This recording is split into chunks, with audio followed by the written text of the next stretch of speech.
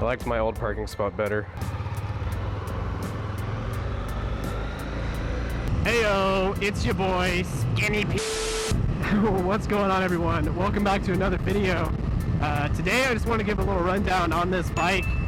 In case anyone watching might be thinking about getting one or thinking about getting a little city bike. So I wanna give a little bit of specs on this bike and my experience with it, and then maybe compare a couple other bikes in the same category to it to see if this bike or one like it might be good for you. Now, in no way is this going to be any kind of detailed breakdown or like 15-minute video covering every single specification for the bike.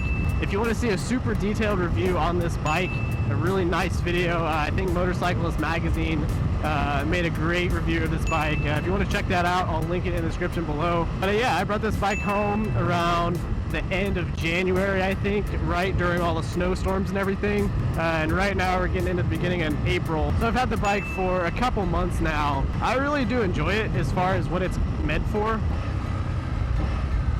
If you're a beginner rider and you're maybe fresh out of the MSF course, just got your license or just got your M endorsement, this bike is great for you.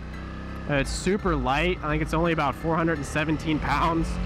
Now, I don't know if that's wet weight or dry weight, but regardless, it's super flickable, super easy to move around, and it's super easy to ride overall. I think it only has about 38 horsepower, so it's not super powerful.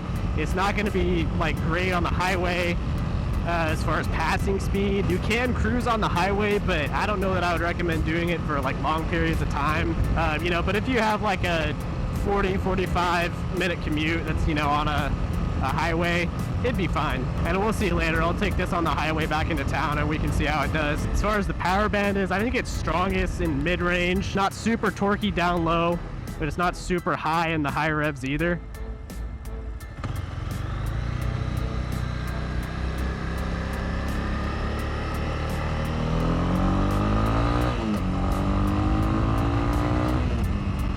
I mean, if you get on it, it's there though, it's fun, but I don't feel like I'm gonna get thrown off the bike if I give it the beans. And this bike does come with an ABS option.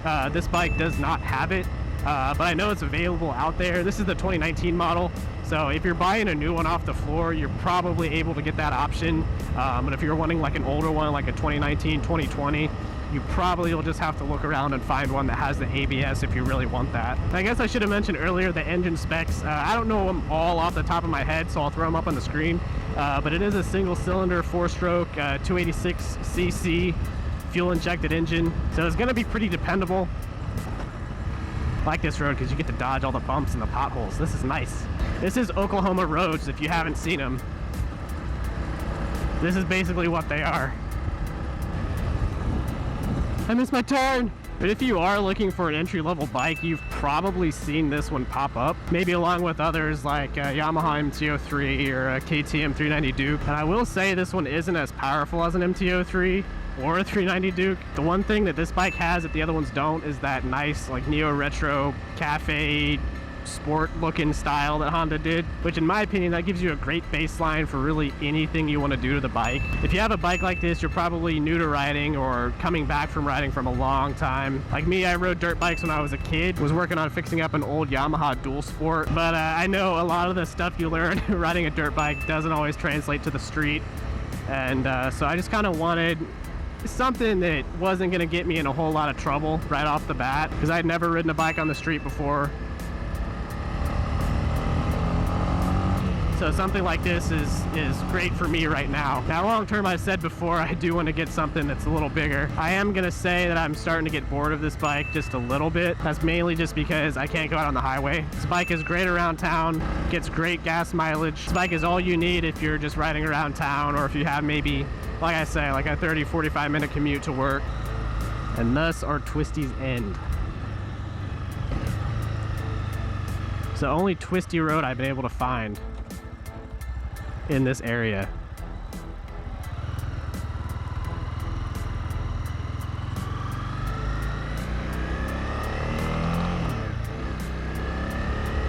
As far as the aftermarket goes for this bike, not a whole lot of options there. But as far as things I've done to the bike, you know, like your basic fender eliminator, someone stole my mirror so I got bar ends, Exhaust, you have some exhaust options from Akrapovic, Yoshimura. And that is one of my gripes with this bike, is the big old freaking can on this thing. Like, I don't know what Honda was doing thinking they had to add an exhaust that big, but it is a big muffler. Big. If the sun were lower in the sky, you could see my shadow and you would just see this big old thing hanging off the side of the bike. Big. Which can be remedied if you're willing to spend like $500 right off the bat. And then on top of that, almost any aftermarket exhaust you get, almost any aftermarket, okay, I think we're done. I think we're out of the boompies. Almost any aftermarket exhaust you get uses the right rear passenger foot peg as a muffler bracket. So if you have no interest in carrying passengers, you still can't really get rid of those rear passenger pegs. But yeah, if you're new to riding, this is a great bike. And if I haven't already, I'll throw up just some similar bikes in the same class as far as like the sport naked configuration.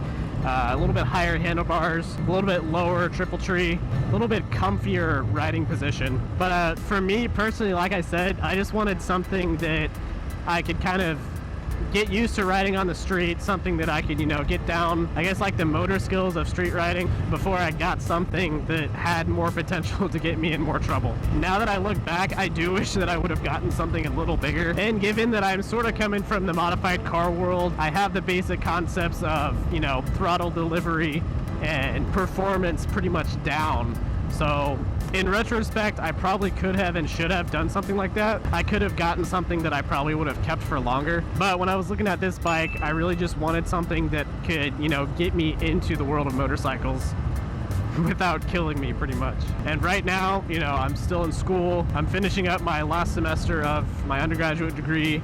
And I'm going to be going into a graduate program. So really, I just ride to class. I ride around town. I don't really need anything that can go out on the highway right now, but it would be nice to have. Speaking of the highway, let's see how we do.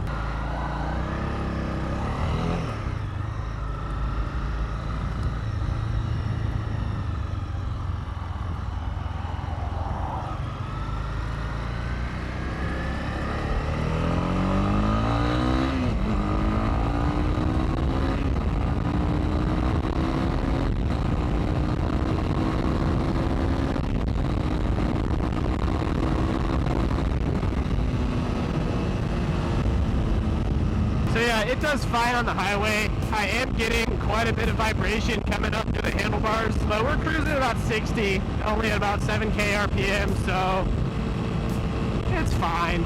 It does feel, because it's so light, you do feel like you're kind of getting pushed around by the wind or, you know, maybe bumpy roads when you're on the highway, but it's doable and you can get used to it. But at this point, with it being so high in the rev range and I want to say almost being topped out, and I know it's got a lot left in the tank, but with it being this high, you don't have a whole lot of passing power. It does take a while to get up to speed if you want to accelerate.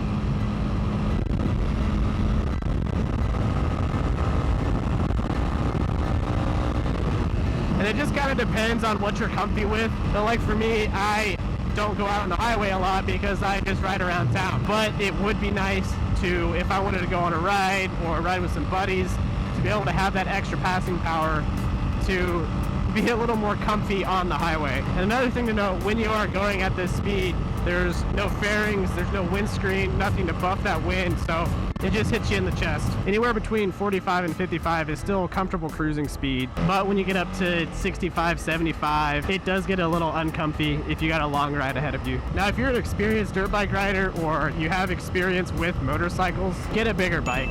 Get like a 700 or a 600, you'll be fine. I don't think there's anything wrong with starting on a 600 if you're familiar with throttle delivery and how it's going to perform when you do certain things. But if you have no experience on a motorcycle at all, or if you're a new rider, or if you're younger, then this bike is great for you. It's a great learning platform. Now, I do think with age comes a little more wisdom. You'll have more throttle control, you know, in a sense of, oh, maybe I shouldn't just twist the throttle like that.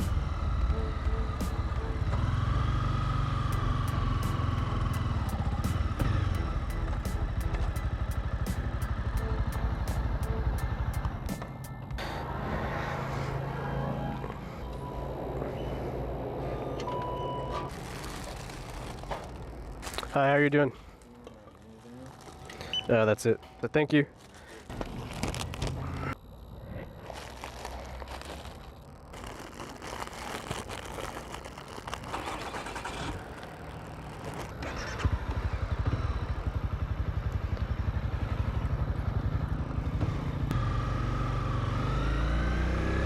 Alright, let's see if we can get these flowers home with minimal damage. What is that? Alright, well anyways guys, I'm gonna bring these flowers back, and I think I'm gonna end the video here. I really hope you guys enjoyed the video, and I hope it was at least a little bit informative if you are looking at getting a entry-level. If you did like any part of this video, I'd really appreciate a like and a comment. Feel free to let me know if I missed anything in the video. And I'd really appreciate if you subscribe to the channel.